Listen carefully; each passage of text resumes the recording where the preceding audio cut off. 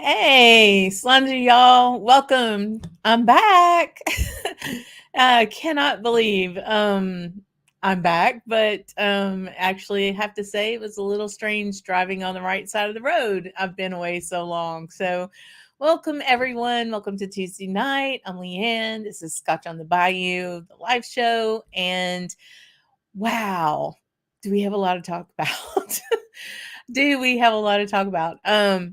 It is crazy. It's been about a month since I've been here to do a show. We were I was lucky enough to get really good Wi-Fi in Speyside, not so much in Campbelltown. So thanks for all of those who sat and watched a spinning circle and a black screen as we tried to broadcast from Campbelltown. And then last Tuesday, I was a little occupied with my friend Harry in Wembley Stadium. So, yes, it is good to be home, but my heavens, what an absolutely epic trip. I can't quit talking about it. I'm not going to quit talking about it. We're going to cover some a little bit of an overview tonight, and and I thought it'd be kind of fun to just kind of throw some numbers out there. So it was like Scotland by the numbers. After 3 weeks of whiskey, what did we have? What did we collect? Um, it was definitely an adventure. I will say that. Also got this little bit of a sinus thing coming from when we got to London. Everything is blooming. It's like their spring for us. Our March, April, whatever's blooming, it was blooming over there. So going to be drinking lots of water. So pardon this, if you will. But let's go check in and see who all is here because we got a pile of folks already. And it's good to see you. Hey, Two Slows in. Good to see you. Donner Pass. Kathy's saying, hey, come in for a little bit. Thanks for the welcome back, Kathy. And I know you were. The wonderful thing is between social media and just text. My phone was blowing up the whole time when I was over there. Great well wishes. What are you doing now? What are you doing? What are you seeing? What are you tasting? All that kind of fun stuff. Hey, Martin Whiskey Franco's in. Good to have you back on a Tuesday night. We're here to chat. Great to see all our whiskey folks. And he's got his Camp Drammer that he is, his whiskey clinking glasses, and his gator. And y'all, this guy, I got to meet Andrew. Good morning, Andrew from outside London. So enjoyed meeting you. That's a whole other conversation. That was so wonderful. Jennifer's in. Hello, my friend. You're gonna hear far more about that this weekend when I get to see you. Everybody wish Jennifer a wee early birthday, just a couple of days. Raise your glass, a big Slàinté, y'all, and happy birthday to Jennifer. Mm, it's the wrong glass. This is the right glass. There's nothing in that. Mm. Happy birthday, friend. So let me know what y'all are drinking. I'm starting out right away with Ardnamurchan's core range. It's a 46.8. It's got a nice little bit of a peat to it. And why won't you focus? Anyway, yeah, Ardnamurchan. So yeah, big happy birthday, my friend. Lots of fun that we will have for sure there. Good to see you, Mark JG. We got to see him this week. Was in town. We got to have lunch with him and reminisce. And oh gee, wouldn't it be nice to go back to Scotland? Talk, which we'll all get there for sure. Hey Stacey, 4-Leaf Whiskey's in. Great to see you, my friend. Mike's in. Whiskey Wine and Trails. Awesome. Hey Tom, good to see you. Thanks for being in. I love all the folks in. Trooper, hey friend. Yes, better Wi-Fi. Got the good stuff. Offshore again. Be safe. We got lots of boom booms. I was telling Jennifer earlier. We've got a lot of storms around tonight, and I was just really hoping the lights were going to stay on.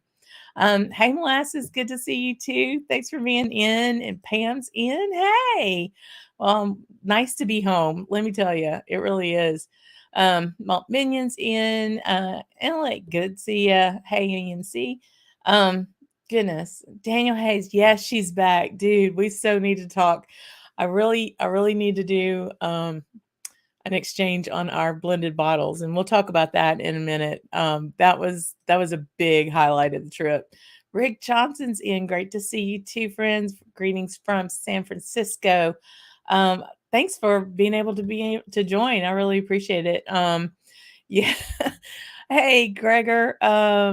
A record haul of bottles, like a seasoned pro. Let me tell you, if anybody needs help playing Tetris, I'm your girl because I can pack a bag, I can make it all fit and come under 51 pounds, 23 kilos. I am your person. Yes, and we'll talk a little bit more about that part. Hey, Michael, good seeing y'all, everyone. Um, so what I thought I might do tonight, because I mean, how do you pack 3 weeks into a show? It's not going to happen.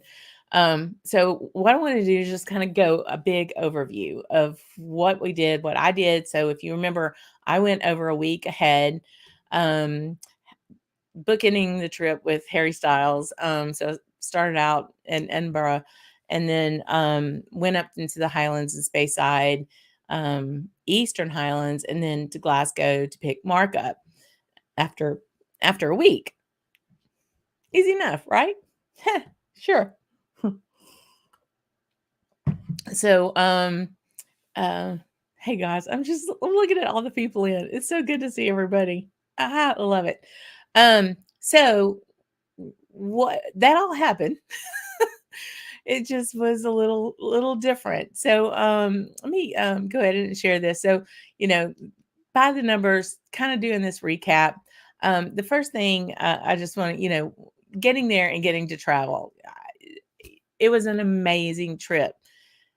First big trip. I mean, Jennifer and I went to Victoria Whiskey Festival in January. So that was like one of the bigger trips away since lockdown and everything. Just flying over.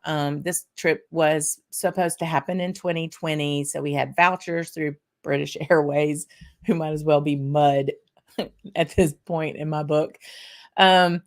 Anyway, we had to use those flights. They're done. We got it all taken care of.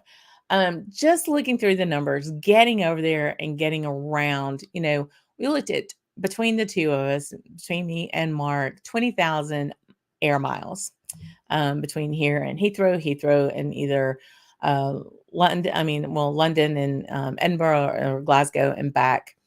I rented a car once I got to, after a couple of days in Edinburgh, when I was headed up into the Highlands, and rented a car, fun little Ionic hybrid, got 64 and a half miles per gallon. I'm like, this is sweet. I'm enjoying this, not so much of the petrol. And it was great. I got up to Dornoch Castle and opened the door, and the whole door handle came off in my hand. So the entire trip, especially after Mark got here, we were after barely opening the car door handle. You roll with the flow, right? But the biggest thing, as most of you know, I get to Edinburgh and my bag did not. My checked bag did not. I had a rolling bag on and a backpack, but most of that was gear and some clothes, but not enough. And some toiletries, but not enough. So it wasn't just me, the entire plane, when we landed in Heathrow to go to Edinburgh, nobody's luggage was on it. It was some kind of computer glitch, or if ID didn't work, I don't know what the deal was, but I didn't have a bag for 7 days. For 7 days. Two things. Now I know how much I do not need to carry on a trip. So that was good. And also, I'm not flying. If I could not fly through Heathrow or not fly through British Airways again, that would be the best thing for me, for sure. Hey, I see Martin Fielder's in. Hey, friend. I aspired to be you in bringing bottles back. I'll just say that. But yeah, I mean, it was a bit of planes, trains, and automobiles. We didn't actually. We took the train. Had the tube. We rode the tube in London 3 times and didn't get lost. Figured our way around.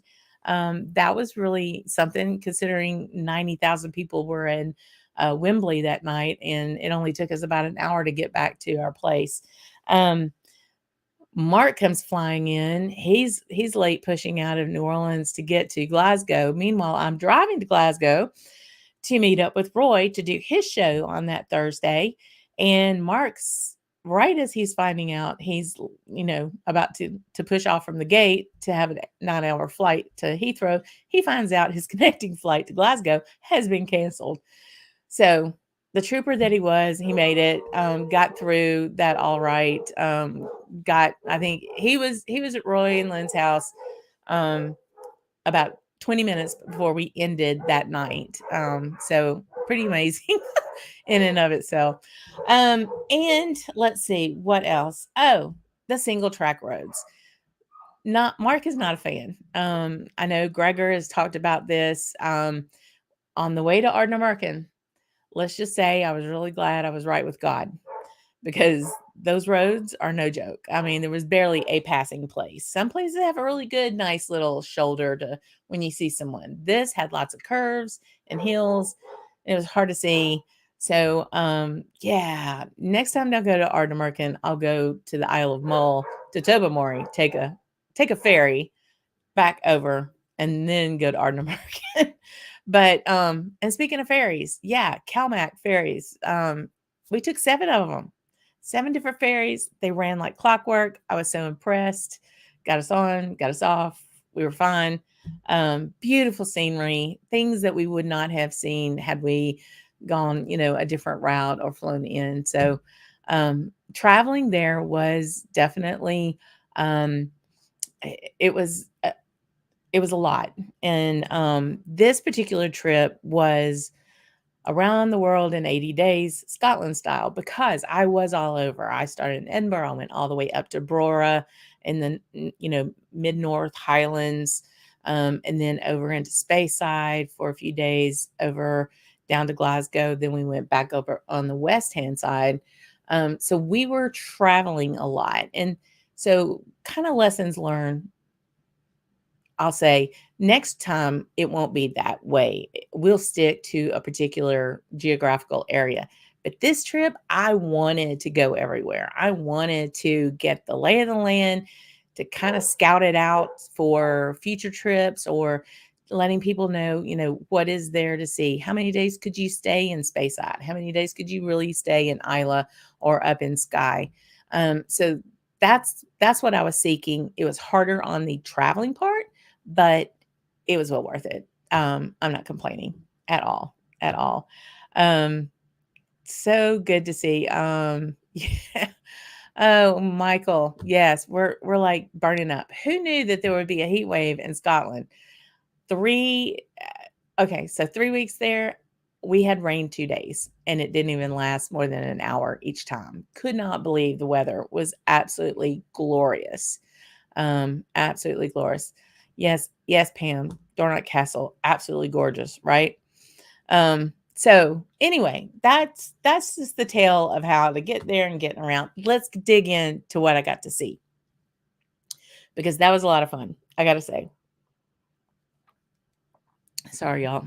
Tell me what y'all are drinking. So this Ardnamurchan, oh y'all, I love that distillery. It's harder than hell to get to, and that's okay. I think it's almost like it's preserving it in a nice little rural bubble. But man, what a gorgeous, what cool stuff they're doing there.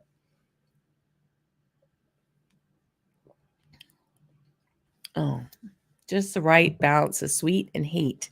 Sweet, heat, and peat. Smoke. Love it. Love it. Love it. Okay, so let's talk about distilleries. Now it says 24, but it's really 21 distilleries and 3 independent bottlers. This is the order that I went. When you look at overall, it was 1 lowland, 6 highlands, 3 Speysides, 2 islands, and 2 Campbelltowns, and 5 Islas. that's kind of the breakdown. First stop Edinburgh was Holyrood. And the little T and T is a tour and a taste. QV is a quick visit. Or I just did a tour, or I just did a tasting, things like that. Most of these I was driving Speyside. I had a driver, so I was able to partake. But out of all of these 24 distilleries, so we'll just kind of go through. So Holyrood, Blair Athol, that was just a quick drive by on the way up to Inverness. Then up to Clynelish, did do a tasting there of their premium and line. Interesting, just it's so corporate. It's so corporate. And it was interesting on the tasting of that, there was their distiller's edition, I believe it is, was very sherry. And I could not find Clynelish in that glass at all. But they had hand bottled, of course they did, right? Bourbon matured, waxy as hell, lovely Clynelish. And we'll talk about that in the bottles here in a bit. So it was neat to see that. And then Brora right next door, right? So yeah, that glorious, beautiful day overlooking the sea, just unbelievable landscaping. Beautiful tour at Glenmorangie. Brian Simpson, the ambassador in Canada for Glenmo and Ardbeg, set up a wonderful one-on-one tour for me, because most of their tours didn't start till June, and I was there end of May. Absolutely delightful. And that's what this top right picture is from the up under the stills. It is just a cathedral of copper in that. Those tall stills are just absolutely glorious. So the plan is for all of these things, for most of these things, I will be doing individual content and produced content, and then we'll talk about them on a live show. But y'all are gonna get sick of hearing about Scotland, because we have so much. I think we ended up having 2,700 between me and Mark, 2,700 images and videos over the 3 weeks. Yeah, a lot. It's a lot, but that's okay. It's all good. So from Glenmorangie, I got into to Speyside and stayed at the Gables Airbnb. It is a whiskey lounge. Their lounge, or their living room, as we call it, is basically all whiskey, and they have a license to be able to sell by the dram. And it was perfect to go. I had a driver, Craig Alecky Cars, that Graham Fraser had told me about, and they took me to Glenallachie and to Aberlour, and I did that one day. The next day was to go to Gordon and MacPhail, OMG, up in Elgin. That's where country done come to town with bright light crazy. Let's just talk about that for a second. Gordon and MacPhail was amazing. That's why it gets those 3 stars. It was just like, the tasting was out of sight. And then that afternoon was just very easy and nice, just to run by Glen Grant. Gorgeous scenery and gardens. And it's just been one of my kind of sentimental favorites. So I wanted to do that. Some things that you think about, like Mortlock or Tamdhu or Craigallachie or Dalian, those are not even open to the public.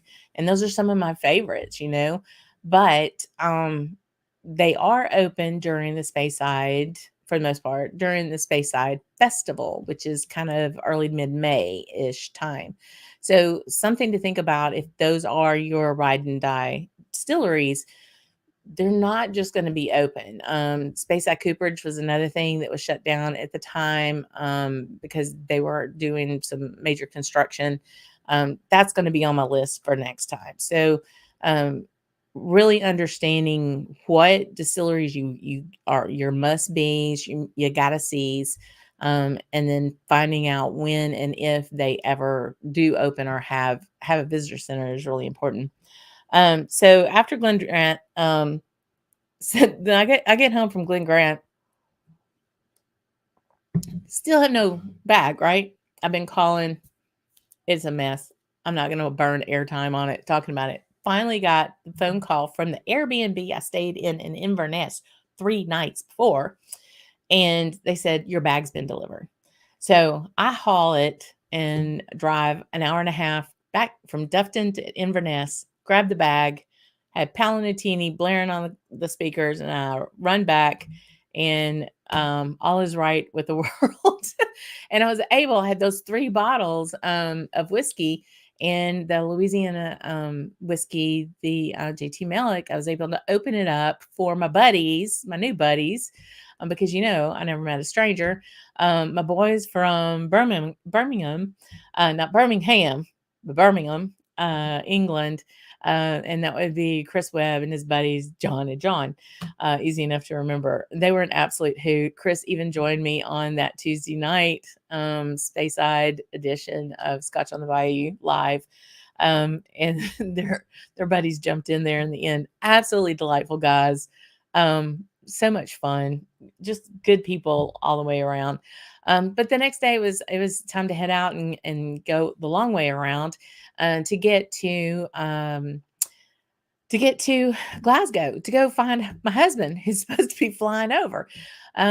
Stopped by Glendronach on the way, and then met my former classmate along with Jennifer, Mike Stewart over at Glengarry. And my new friend Kat, who also works with him. She works at the distillery, works with him. I did his show, The Blether, about 2 weeks before I went over to Scotland. And Mike has a fabulous, wonderful whiskey shop. So I got to see Glengarry. It's a Beam Centauri, and so that's it in the top right. I mean, top left rather. This is Ardbeg here in Lafroig. But yeah, the Glengarry is ancient. It reminded me so much of how ancient like Brooklighty is. And the maltings that they're doing, it's unreal that they're going to be doing the percentage, like 25% of what they're going to be doing. It's going to be local maltings that they're going to have that they're doing there. And then it was time to grab Mark. I did Roy's show, which was absolutely off the chart. I have to go back and watch it. I still can't believe he put the drams in front of me that he did. If you have not watched that show, do so. I have been told that my facial expressions, as I am, this one, I think it was the third dram in particular, was really pretty something. I mean, all of them were phenomenal, but that third one got me.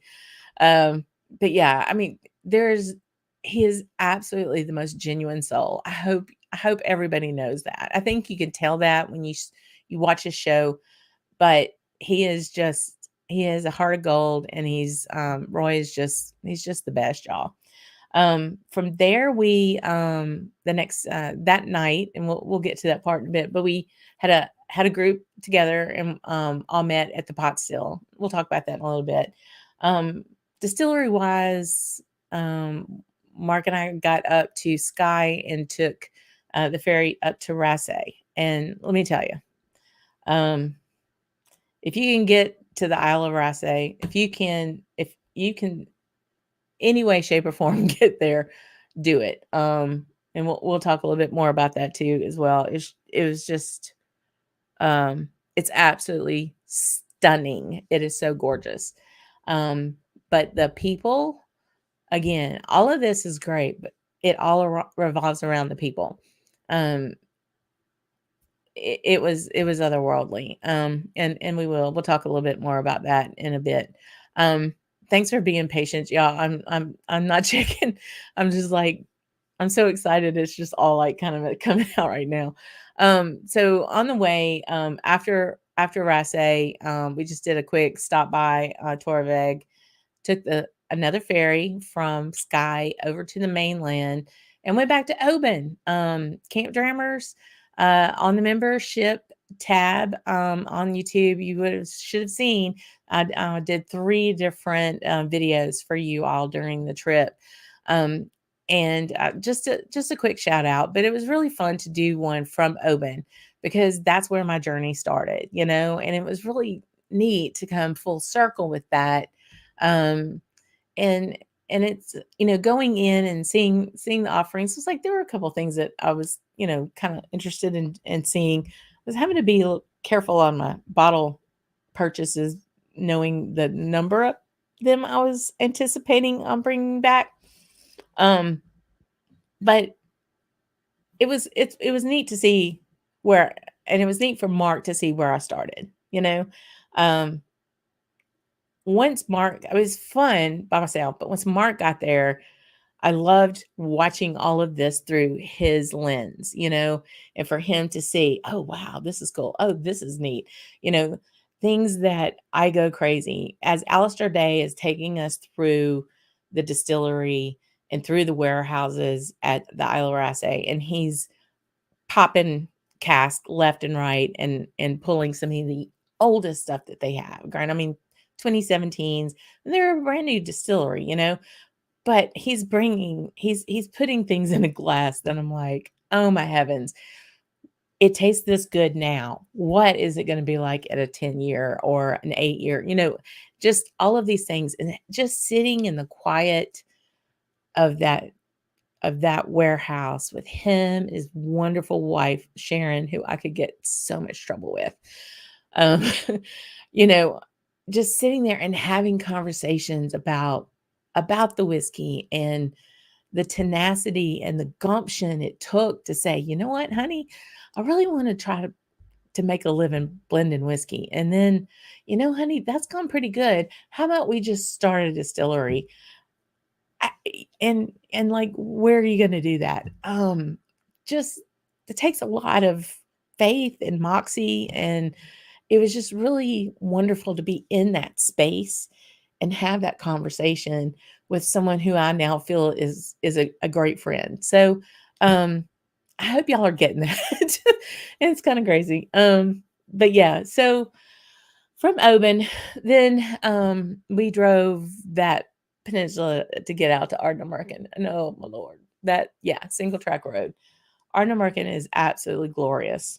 It is this shining white beacon up on a hill with um, uh, terraced warehouses all the way up, and DJ is the man. He was fabulous. We were late because I'm like trying to come in on 2 wheels on a single track road. No problem. Everybody's late that comes here. It's like, well, no kidding. Now I know why. But yeah, so there, spent the night in Kilcoyne, just down the road from Ardnamurchan. Well, at Ardnamurchan, we had some cask, warehouse cask um, offerings. So that I will say, one of the big kind of chatter right now is the Adelphi, Adelphi, the independent bottler that owns Ardnamurchan, has put together a bottle called McLean's Nose. And it's a blend. It's a Scotch blend, so there's some grain in it. It is fantastic, and it's going to be available globally. So if you do see it, I think it was like 35 pounds over there. So we're talking probably, I don't know, it's kind of odd because some things like that might be actually a little cheaper in the US. So I would be surprised if it's more than $45 here in the US. Grab it, get it. I think there's like 8,000 bottling of it, if I remember correctly. Really, really nice whiskey. Very nice. Um, yeah. Um, so Martin's asking where you should stay at Raasay. You should stay at the distillery. Absolutely, at the distillery. There's 4 or 5 rooms at the distillery, and try to stay in room number 2. That's all I'm going to tell you. We can talk later, Martin. So yeah, so we go take another ferry, surprise, over to the Isle of Mull to Tobermory. Tobermory, the distillery, also does Lecheg, of course, the peated version. They were in actually in their shutdown time. Quite a few, actually, many on Isla were actually in their quiet season. A lot of it was because there hadn't been a lot of rain and there hadn't been a lot of water. So some were because it was right after a festival and they just kind of wanted to do a big clean, whether it was Campbelltown um, or Isla. But yeah, definitely definitely interesting that some were kind of in a shutdown period.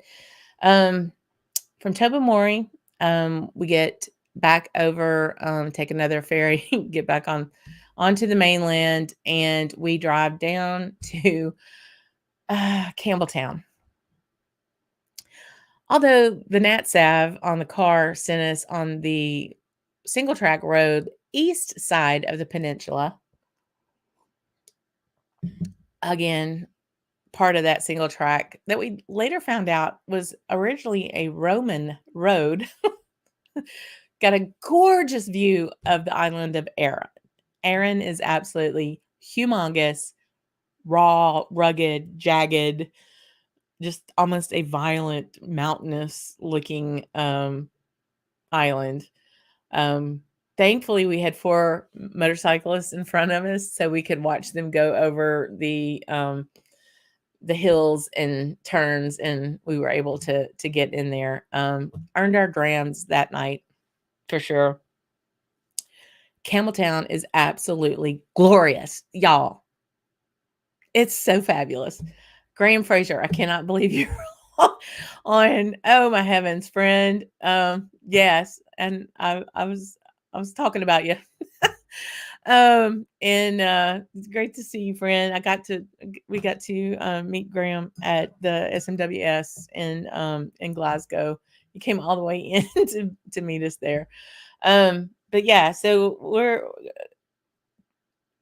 Campbelltown is an amazing place. We went by the Cadenhead shop real quick. We did a warehouse tasting at Glen Scotia. Got to meet the man, Ian McAllister, just absolutely fabulous individual. The next day was at Springbank for their barley to bottle tour, and you blend your own, and that was amazing. Um, the malting and all of everything, as many of you may know, everything a Springbank does is at Springbank. So all their maltings they do. This is the top left is the floor maltings at Springbank, and then this is the mash tun, open air mash tun that is at Springbank as well. The big foamy, frothy, yummy, porridgey stuff. Yeah. Hey, Jimmy Lake, great to see you. James Morgan is in too. Oh my gosh, guys, great seeing you. So yeah, from there, Campbelltown was awesome. Um, People are very excited about the new distilleries coming in to Campbelltown. There are 3 or 4 that are looking at coming in, including one that Alistair Day of Isle of Raasay is going to be doing called Macarhanish, which is a farm.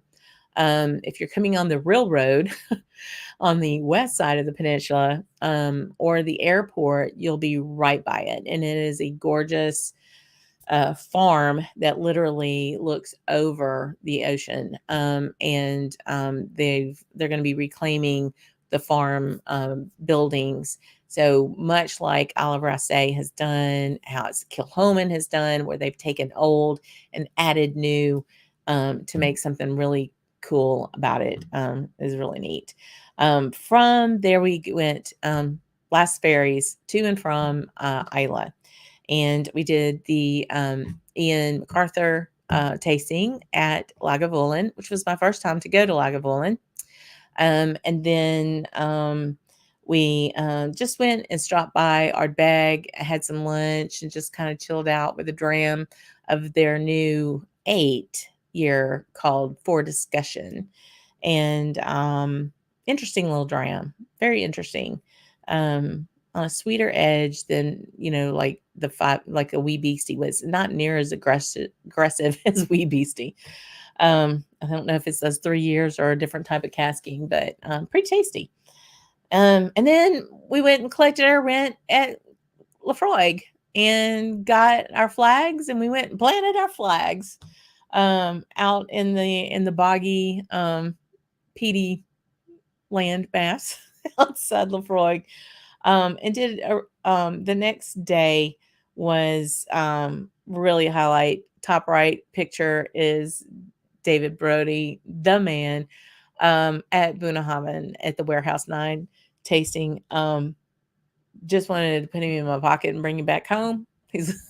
I got lots of new best friends from Scotland. He's going to be one of them.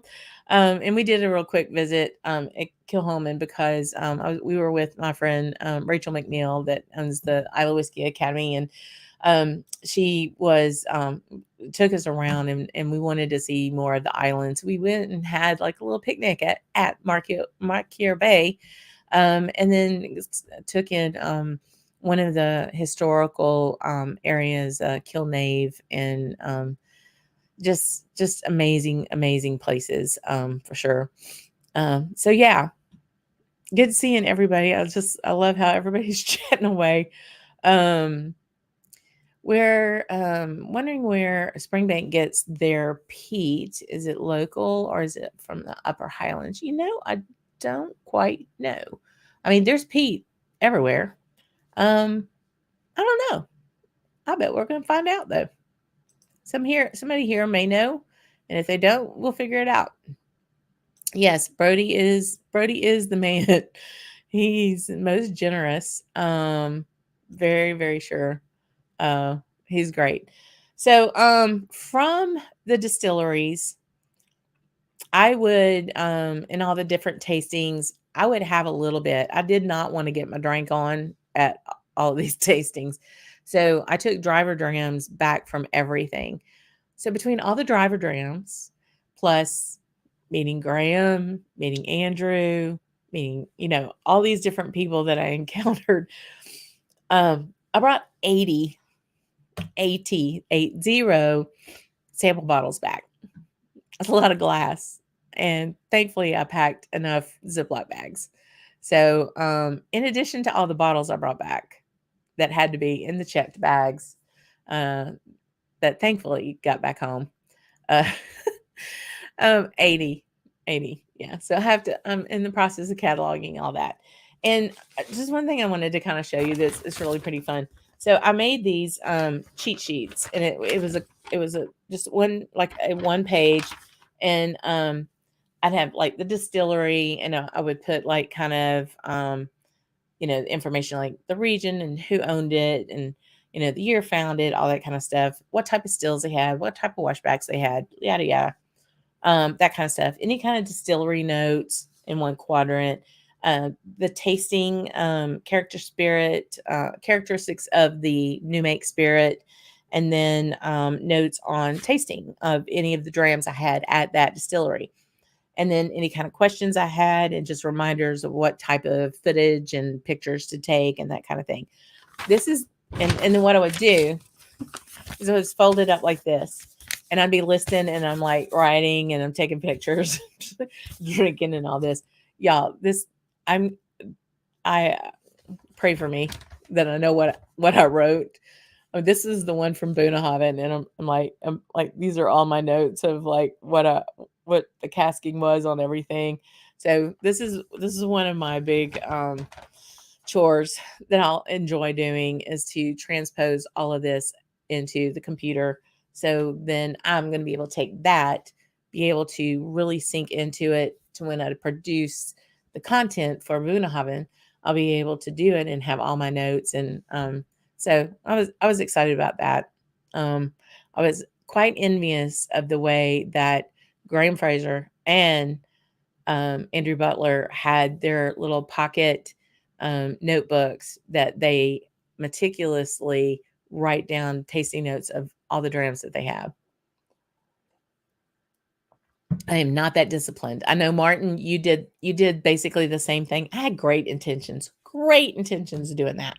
I got so caught up into it. I tried to get down a few things on stuff, but that was the other reason. And then I wanted to bring the drams back home, is have the experience during the tasting, but then I wanted to bring them back so that I could spend more time with them and then be able to talk about them either on the live show or during a produced piece. So that was my thought. Anyway, we'll see. Y'all, we're going long. Is that okay? You good with that? We'll speed up here a little bit, but so from distilleries, had a couple whiskey shops. Duh, they have whiskey shops in Scotland. Who knew? I was extremely easy on that. I mean, like, I could have gone to a lot more. Let's put it that way. But I was really trying hard not to overextend myself. This is the flight top right that I had at Gordon and MacPhail, which was off the charts. And 2 of those bottles came home. But Gordon MacPhail and Elgin, absolute. Martin was the one that put me on that. Thank you so much. Because that was a splurge. It definitely was, as far as a tasting. But wow, what a great experience. Alana, a young woman who knows her stuff, just sat down with me and we went through, and it was just me and her, and she had actually picked these out for me, and she did a great job. This Kalila right here, whew. If I'd bought the lottery, this was very nice. Don't get me wrong. A 1982. I'm trying to remember which one it was. But that Kalila was amazing, and this actually one was sold out. But I ended up getting this Glenlossie 24-year-old, and then a 29-year Pittiviak closed distillery. So those were the big splurge bottles, really, for the trip. Beyond that, I'm going to see my buddy Mike at the Inverary Whiskey Shop, which is actually wonderful. Phil and Deepa were in Glasgow when we were there.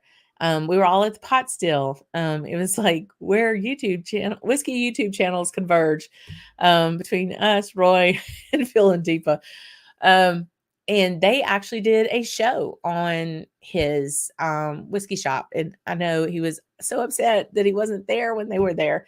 But Mike is a super guy, does lots of tours, different things, has great tastings. And so check that out if you're ever in that area. Everybody knows Roddy, right? And the Good Spirits. This is a quick pick of that Graham and Mark and I jumped across the street from the SMWS in Glasgow to go see. And then when we were in Campbelltown, we popped by the Cadenhead whiskey shop and got a wee little blended sherry bottle for my Scotch group. That was my little sussy for them that we'll have coming up like in a month and a half or so. So we're talking whiskey shops, distilleries, whiskey shops. Now let's get some drinking going on, right? Bars and pubs. So I hit all the SMWS except for London. We ran out of time. But Leith, the Vaults in Leith, Queen Street in Edinburgh, which was walking distance from where I was staying, was fantastic. And then the Bath Street in Glasgow, where we met Graham, just absolutely lovely. The Malt Room in Inverness, I met Hamish, Malcolm. I don't know if Barfly folks know Hamish, and he was so sweet. And he had some obligations with family, but I ended up going to the Malt Room. I know Mark JG's been there. Quite a few of y'all have been there. You can get in trouble at the Malt Room too. Let me just say. And then when we were in Campbelltown, we had dinner, and the Archill Hotel has a fabulous whiskey bar. Some things many things I've never seen, quite reasonably priced. And then the Black Sheep Pub, also great food. So the bottom right is the malt room in Inverness. This with the food, that's the Archill in Campbelltown. Was a smorgasbord of different smoked, cold and hot smoked seafood. And then this up here is the pot still, and the pot still was the bomb, y'all. We had so much fun on the Friday after the Thursday I did the show with Roy. People came in from Edinburgh, from Stirling, from Paisley, all over. And it was awesome because, of Roy and Phil and Deepa were there, and just it was so much fun just to see and talk. Gav was there. Just got to meet Scott Monroe, who I just absolutely adore. And yeah, it was really neat that people wanted to come and see and visit and meet everyone. So that was a lot of fun. That was awesome. But let's talk about bottles. We'll do that real quick. I brought home 17 bottles. Yep, 17, 17. One was the wee bottle from Cadenhead. The other was the first was a bottle of New Make from Holyrood. So it technically wasn't whiskey, but it was a bottle. I did a hand-filled 12-year bourbon cask at Clynelish because it was that waxy, yum, caramelly, just that bourbon matured, typical, just quintessential Highland malt, but Clynelish with the wax, Thompson Brothers, an independent bottler. Their folks have the Dornoch Castle, Dornoch Distillery, Simon and Philip, and this is the TB Thompson Brothers blended Scotch whiskey of 6 years, and it was like 35 pounds and phenomenal, just amazing. Yeah, really good stuff. Paisley's your mama's hometown? Really? That's awesome. Yeah, Denise and Peter Lee came from Paisley. They were lovely. So good that I got to meet them. Glenallachie, I did the hand filled there of their Madeira finish, 13-year. The two from Gordon and MacPhail were the Glenlossie first fill sherry, 24-year-old, and then the Pittiviac, which was Pittiviac. I'm still learning how to say that. 29-year American bourbon hogshead. It was like 48.6 on the ABV. So I mean, it has definitely had lost a little, but the punch of flavor was so there. It was so good. From Mike at the Inverurie Whiskey shop, I got a Woodrose, another independent bottler of Williamson. And Williamson is basically Lefroy, a 10-year sherry cask on that. The Quick Swing by Glendronach was their batch 10, which we don't ever find here. That's for sure. That is the case. Rick, I did not get to go to Bon Accord this trip. I've been before, but I didn't get to stop this trip. And that's one of those things where when I go next, it's going to be a block of time in one place instead of being in Glasgow for 72 hours, including sleep time, theoretical sleep time. But yeah, I need to do that one. So Graham was at Holyrood today, and it looks like their first whiskey will be later this year. Yes, I'm pretty stoked about it. I got to sit and have a nice chat with Rob and Kelly Carpenter, who happened to be there when I was there. And I'm really hoping to have them on the show too, since most of their time they're also in Canada. and the time zone's a little bit better there. But yeah, that exactly, exact teaspooned Lafroig on the Woodrow's Williamson. You bet, Martin. That's it for sure. That is it for sure. So yeah, the Glendronach 10 PX and Oloroso, I would have loved to have their hand fill.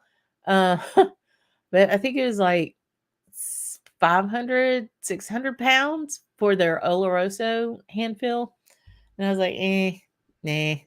Well, we're gonna have to punt on that one. Um, more bottles. Who would know? Um, Scott Monroe, God, what a doll.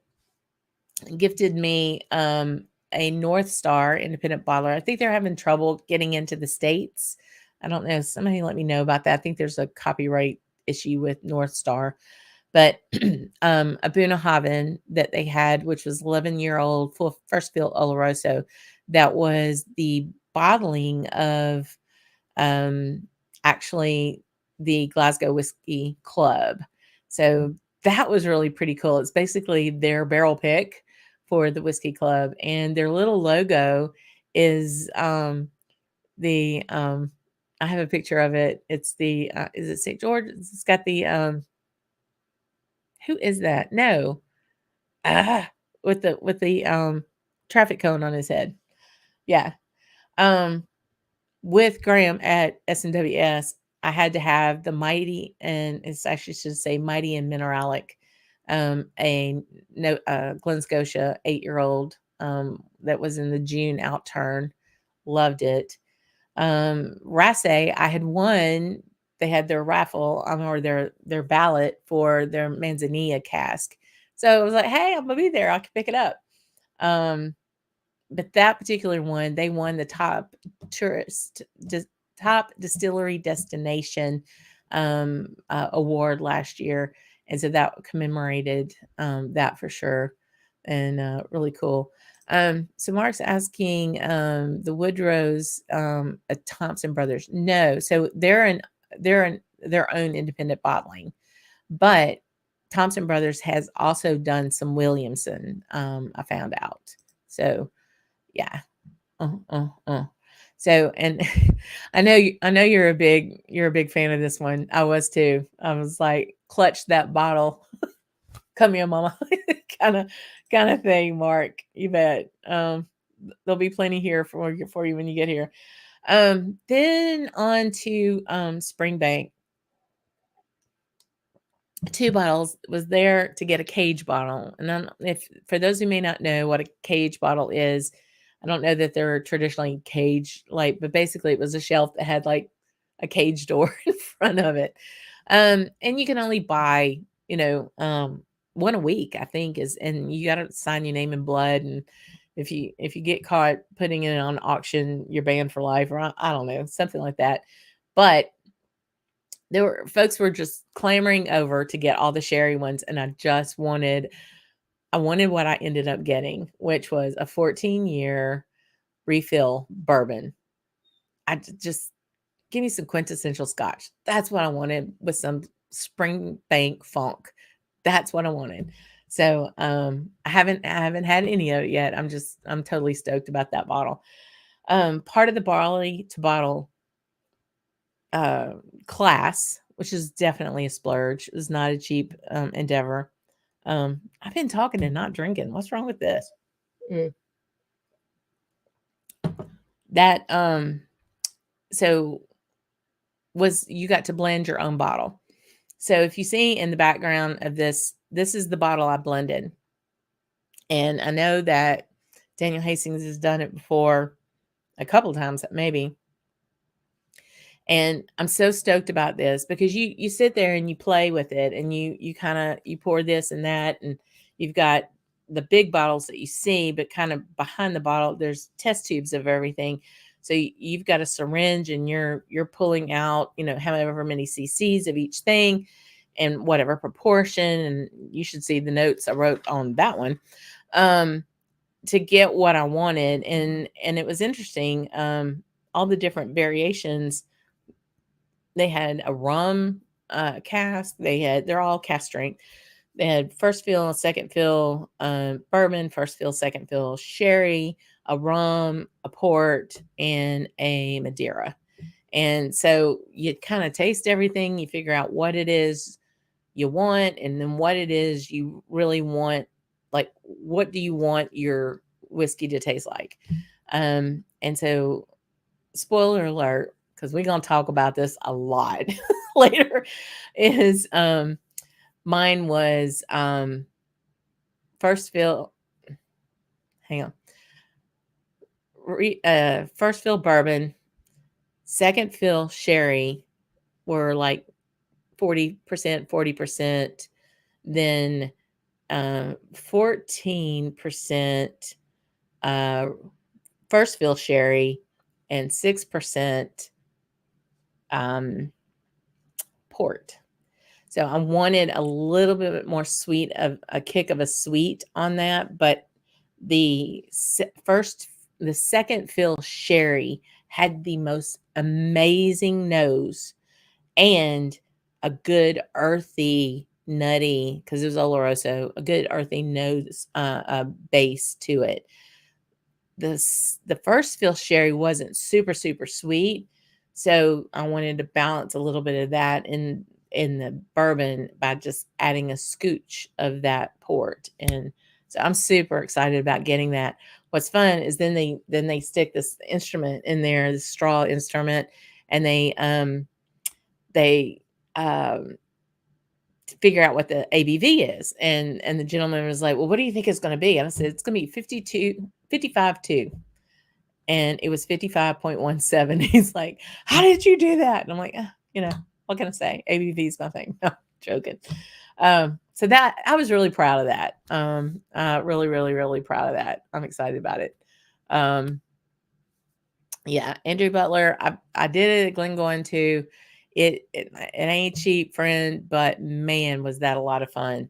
I will tell you, the first 2 hours of that whole thing is crawling all over Springbank, though. It is going up and down ladders and chutes and malting floors and kilns and an amazing distillery. But and they feed you lunch, but it's really something. So at Glen Scotia, I got the Campbelltown Festival bottle, which was an 11-year lightly peated white port. Most of y'all know I love port maturation. And then again, that little wee bottle at Cadenhead, and then the Ardbeg 8-year for discussion. So I have a couple more, the Bunnahabhain and really the Incognito Lafroig Islas. I have a lot of Isla to begin with. And then this, I actually had 2 bottles because my buddy here in Baton Rouge reminded me gently a couple of times, hey, can you get that bottle? So I muled that one back over. But yeah, so a lot, right, going on with these bottles to bring that many back. Customs was fun. Walked right in. And it's like, I think it was like 10 o'clock at night. We got our bags. We pulled up there. I'm like giving zero, what's at this point. I just want to go outside. My parents are circling the airport trying to pick us up. And the agent asked me, she's like, so where did you go on your travels? I said, all over Scotland. What'd you bring back? I said, shortbread cookies, which I did, and some whiskey. And she said, okay, well, have a good night. I'm like, thank you, ma'am. I'll be out of here. Pow. And I was gone. So I'm going to keep with the peat. One of the people I met at Glen Scotia, then Springbank, and then again at Bunnahabhain. It's funny how you run into the same people. Was this lovely couple from Germany, Maria and Marcus, and she was the primary whiskey person, and she just kept loading me up. I gave her, the only thing I really could share at the moment was that rice whiskey. And then no, actually I gave her, what else did I give her? I gave her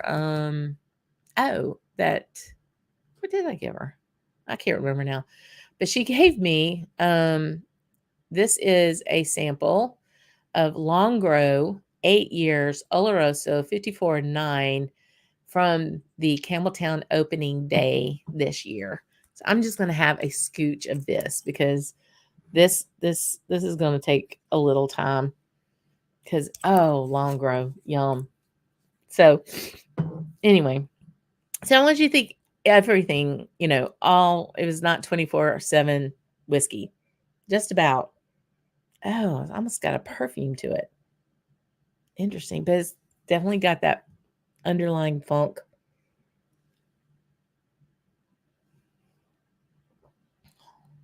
Wow. 54 now, it doesn't taste that hot. Mm. You could chew this one.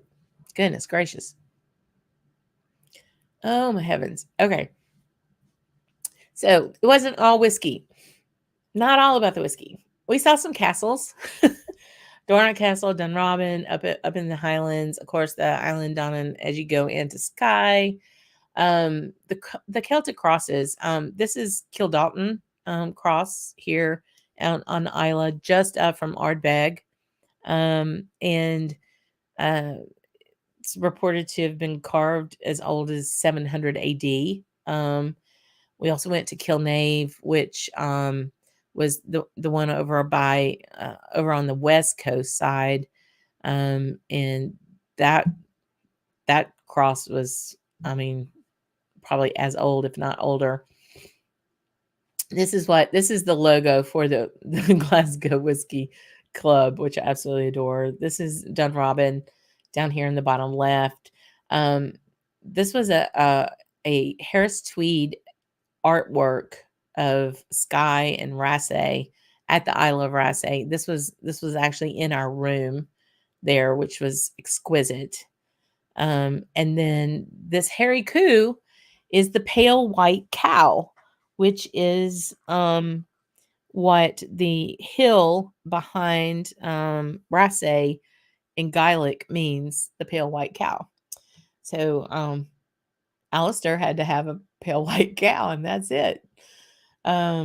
We went through Loch Lomond, which was absolutely glorious. Traffic for days, though, because the weather was so good. It was a Saturday.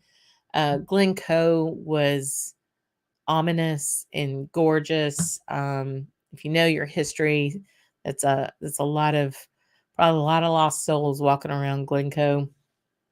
Fort William, Ben Nevis, of course, the tallest mountain in Scotland is Ben Nevis. And my man, I bookended the whole trip with me some Harry Styles. This is at Edinburgh with my friend Caitlin, who came over from Glasgow. This was in London at the Prince Albert Memorial. This is me rocking my 1970s my 1970s blouse at Wembley, and Wembley full of 90,000 people with Harry singing Sign of the Times and the fireworks going off. And then you contrast that with the pastoral sheep that were outside our window at Isla, at the Lagavulin Excise House where we stayed. And it was absolutely one of the most relaxing Zen moments to be lying there listening to bleating sheep. And we didn't count them, but they got us to sleep. So it was a lot of fun. A lot of fun. Unbelievable. Yeah, it is. It's not too long. It's like 3 or 4 miles north of there. Graham's not too bad. Single track road, but hey, what's one more at this point? I did not, Donner. I didn't stay. I was in transition from getting from Clynelish to Glenmorangie, so I didn't. But they definitely have the falconry there, and that would be a fabulous thing to see. And again, one of those things where when we go back and we're like, okay, we're going to do 5 days in Speyside, then we can do, a couple of those days will be distilleries, but then they'll be going up to Elgin to the cathedral, and there's another castle up there, and just more of the culture than just the whiskey. This was definitely a whiskey trip. for sure. Um, but this was really what it was all about, y'all. It would have been and I got to give Mark verbalized this. I'd been thinking it, but Mark was the one that really verbalized it would be one thing to spend 2 and 3 weeks in Scotland to go see stuff and go to distilleries and go on tours. That would be great. But this trip was so much more than that because of this, because of the people. Um, and apologies, you're seeing my face all over everything, but I did not stop getting pictures with everybody. People I have met, from the first time or second time I went to Scotland, started learning and wanting to do more with whiskey. People I've learned and met online that got us all through the pandemic and helped us, within this community during that time, was a really big deal. And to be able to actually see these people in real life, or to get to see them again after seeing them in 2019 during that trip, just the generosity of everyone that I met was most humbling. The fact that Graham would take a train to come and see me, Andrew would take a train to come and see me. You know, all of these people that came to the pot still, many who I didn't even know, but had watched the show. I got stopped by an employee at Springbank saying, "Hey, aren't you Leanne?" And I'm like, "What?" And it's like, "Yeah, I saw you. I know you from Roy's show, but I watched your show." And I'm like, "Are you kidding me?" It was very humbling, y'all. But just taking a tool around it, having the big crowd that we had at Springbank, Ian McAllister up here, my Kat and Mike at Glengarry, again down here at the pot still with Phil and Deepa, and this is Carlos and Mike. Scott, and I think this is Colin. These are my buddies that I made, my friends I made up in Speyside, John and Sebiette that own the Whiskey Gables Airbnb, and then the three blokes from the Pinky Blender of Birmingham, Chris and John. Caitlin, that came over. I met at the Whiskey Academy in 2019, and then she came over to see Harry Styles with me in Edinburgh, all the way from Glasgow. The Andrew Butler, y'all. This is him. This is the man. When we say Andrew, a beautiful place in London called the Melody Bar that we met, and then these crazy guys. I didn't catch his name, but Carlos and then Peter Lee. Just all I know, he real sweet kid, sweet guy. He was Dutch and he rides a bike. Just so much fun, y'all. And it just kept coming. It just kept coming. Robert and Carlos again. Mark and I down here with Alistair and Sharon Day. More pot still. The Ian MacArthur. New friends from Denver that I met at the Vaults and also at Queen Street. Just a great time. Here's Graham, and here's Gav. Check out Gav's channel. We'll put there. And then no trip to Glasgow is complete without your picture by the wheelie bin with the main man here. It just was absolutely a phenomenal time, because these people, I got to encounter them. I got to meet them. I got to, even Justin and his wife Melissa from Scotch for Dummies people. I met them over in Speyside. I mean, just like I counted it up, it was over 40 people. It would have been one thing to just, go and see everything, but to experience it with them and be able to visit with them made this trip really, really what it is, and what it turned out to be. And I want to thank all of y'all for all the encouragement. Like I said, we're gonna have a lot to talk about. Yeah, it's gonna be a lot of fun. I'm very excited about the content and what we're going to all put it together for you. Mark's going to be helping me out. He's going to learn how to edit. He will learn how to edit videos. But yeah, it's really something. Absolutely, Rick. Oops. Um, hey, James, I didn't see you there. Good night, friend. Um, yeah, that you've been to Scotland many times, and the openness and friendliness of the Scots make it a slice of heaven on earth. It really is. I would venture to say that one of the sweetest parts of heaven is on the Isle of Raasay. But yeah, I mean, they're just from my very first visit, it was like that. It really, really was. I want to do a big quick thanks to this guy. This was Mark and I at the day after we got back was our wedding anniversary, and we were married in 1991. And what we have is a 1991 Glen Scotia that was absolutely fantastic. And I wanted to end on this because I think he gets it now. I think he really gets it and understands, why his wife is like this. And I truly do appreciate him and his understanding and his support, just like I appreciate all of your support.